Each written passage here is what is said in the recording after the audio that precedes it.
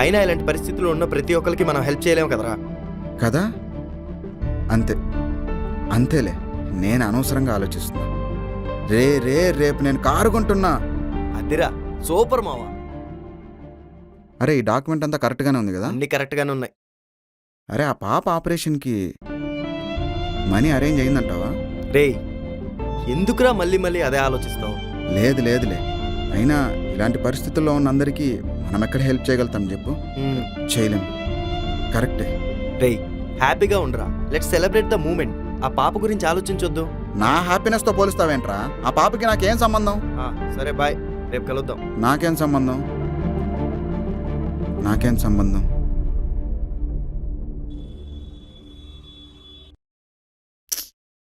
2-3 రోజుల్లో ఆపరేషన్ చేయాలన్నారు, లేదా బ్రతకదన్నారు.